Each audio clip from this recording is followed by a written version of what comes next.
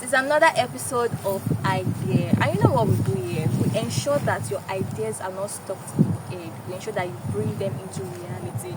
And today we have another interesting topic. But before I introduce the topic that we have for today, let us know the persons that are seated here with us. So I'm going to give them the opportunity to introduce themselves. Because if I introduce, I don't think I'm worthy to introduce them. So let them just do the introduction by themselves. So let's start with you. Yeah, yes. So starting from here. No, start with you. All right. Okay, my name is Alexander the Bridge. Yeah, but that's my brand name I use a lot. So, but my name is Alexander Joseph Osareti. Yeah, I'm a software developer. Yeah, I'm the Bridge. Yeah, I'm a software developer, a graphics designer, but major into brand identity design. Yeah, and that's basically. Voila for who missed this episode. Okay, let's hear from you. Alright, my name is Daniel Godfrey, and I'm a business consultant and also a personal development analyst. So the topic we are looking at today, very, very interesting one. Let me introduce the topic since you know everybody here now. So let me introduce the topic. We're looking at analysis paralysis, the reason why you never blow. Oh, if you don't want to miss this one, very, very, very important. You don't want to miss this one. So let the conversation begin. Let me start with Mr. Alex. Mr. Alex. Why are you always starting with this? Like you planned me here. Just the way we match. Very red with me. Jesus, I would have changed. What can I say? I wanted to put on white. Okay, so how do you define analysis paralysis to you? Okay, I would say analysis paralysis is a state of overthinking that you now get to a point when you don't make any decision. Just think. People start to worry about the end, the middle part of making a decision without remembering that when Mark Zuckerberg started Facebook, he didn't have any idea of how Facebook is going to run to billions. He didn't have any idea of how handling legal issues with the United States of America, with the courts. He just started a platform that he thinks he just want to connect students. But I think he just had the vision. Yeah. When I was listening to him in one of his conferences, he said he wants to connect people all over the world together. He said his first goal was just to connect people in the university in Cambridge. So he just wanted to connect everybody together in that university.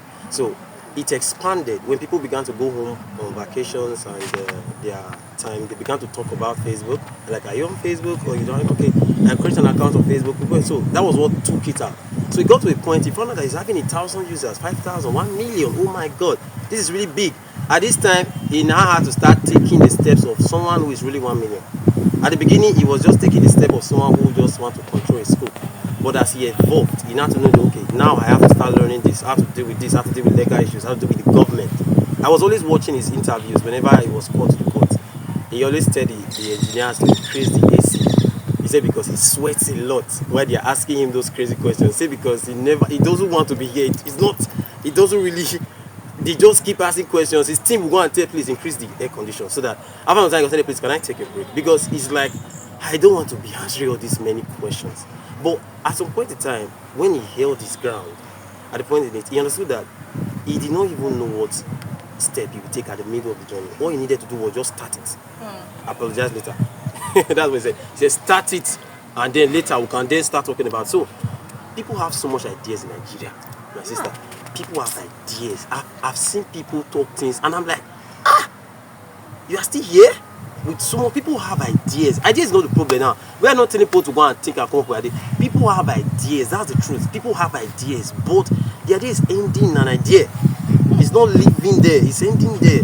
So I just believe this analysis paralysis is a phenomenon that is caging people from leaving the state of having an idea to bringing it to reality. That's the basic truth on the introductory part. Speechless. I'm speechless. Okay, so you've talked about people overthinking and not doing, though they are not starting. What do you think are the causes of this? What do you think causes this? Like, is it that people, is it fear? Like, what exactly is the problem? Why are people just thinking and they are not doing? I mean, and the government, and the society, and the cause.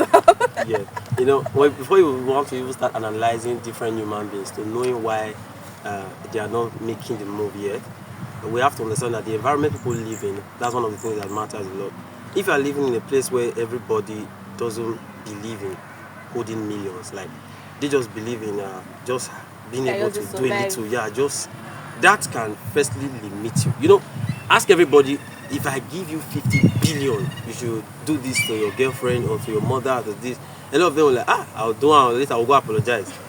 No, that's on a joking part, right? But ask some people, do you really think you can hold 50 billion in your account? First of all, a lot of people don't literally, realistically, people don't really believe they can hold such a kind of money, like in their account. Like, be realistic now. Do you think you have 10 million and you will still be in this house, still be obedient to your parents, still be staying here? Or do you think you have this amount of money and you will still be doing what you are doing right now? So a lot of persons live in an environment where some things are not possible in their mind. So that's one of the reasons. So when they are having this paralysis in their thoughts, in coming up with ideas, doing something, the environment really matters. I know a man I respect so much. He's one of my role models. He's staying in the United States of America now. He's a Benin man. He traveled to the United States. He always says his story, Dr. Uye Abraham. He said he went to the United States with $100 and a briefcase of clothes. That was the only thing. Right now, his company is worth over $30 million. He built a black man, built a company in America where he's employing over 15,000 people in America. Like, he has over thousands of people working for him over there, and people who are also customers in the platform. He said when he was going there, like what everybody believe, you know, when you travel abroad, they all believe that you're going to be picking money on the floor, like you're just going to have money everywhere, like you're going to be very rich. He said, but when he got there, oh my God, he saw that this is really different. He had to take his time. He said he did many things. He did website design, he did photography over there, he did a lot of things. He raised business, they failed, this and this and that. He said he got to a point where he was like, hey, Jesus, is this what I'm going to be doing in my life? They had to now sit down, calm down, and said, now I need to know where I belong. Beyond just choosing a business to make money, it's better we know why we're here. First of all, as a person, a purpose. What are you here for? That is what will chase you on the longer run. Beyond just trying to make something to earn a living or to save you from poverty. Yeah. You also need to know where you belong. You have to know where you belong. That will save you a lot. You get it? So when you know where you belong, first of all, then you now begin to come up with ideas to help you journey in this part of your purpose. Now, if your purpose is to connect people all over the world, one of the ways Mark Zuckerberg is achieving that is creating Facebook, buying Instagram, buying WhatsApp, buying every platform that connects people all over the world. And right now, his platform has the largest audience in the world. So his goal, he said, he just want to connect people. He wants to give people communities. That's why you have communities in WhatsApp. Yeah. He wants to raise a community where people can be doing things together. You see that whatever he's doing in the software world is what he has, the vision. Yeah. And right now, I've known Mark Zuckerberg for years. Mark Zuckerberg hardly go out to go for parties. He's someone a billionaire. Mark Zuckerberg needed to get to 40 before he hosted a party. So he said, you hardly see Mark Zuckerberg putting any dressing all this Louis Vuitton or whatever. You just see him put on one t-shirt and it's okay. A billionaire. I'm not talking about a millionaire right now. We're talking about someone who has so much money that can handle Nigeria's problem. He said because his goal, he has not really getting it to a point yet. So when he created Meta and was able to create VRO and all of those visual effects and many stuff, he has gone to 40 and then he said, okay, yes, he has done a lot of things. That was when he started hosting parties, started going out, doing some kind of stuff. I was like, seeing Mark Zuckerberg dressed, like, I was like, wow, he's hardly doing all of those stuff. Because he said what he's chasing right now is his goals, his vision. That is what he's chasing. So whatever business, whatever stuff he's bringing together, he's helping him achieve it collectively. So in as much as you are going to the business world, I don't want to go randomly or going to what works or going to where people are running to. You have to also have a point in your life where you actually calm down. To just know where you belong, know your place. Just know that purpose, know the place. When you know your place, you can now start journeying. And don't get too much information from too many people. That is one of the reasons why you end up not doing anything. Okay, sir, please, what do you think about this business idea? Sir, this business idea, I tried it 3 years ago, I failed. You go to meet this other person, what is that? That'd be tough, my brother, before you go into that thing. Such mentality, as first of all, it has first quenched your desire and your test for that at first. Mark Zuckerberg said, do it. When you are done, if it doesn't work, it's okay. If it works, thank God. Just go and do it. Just start the first step. That's the same thing Dr. Abraham said. He said, start the first step. The remaining steps, when you get there, you will know how to cross it. Just make the first move. Let's hear from Mr. So that's my Daniel. take on it. Let's hear from Mr. Daniel. All right, analysis paralysis. Yes. So, What did they cause am? Why do people overthink without doing? Okay, so the very first thing I will say about this is analysis paralysis is being caused outside of a man. A man who always look outside of himself will always analyze. But a man who looks inward doesn't really analyze a lot.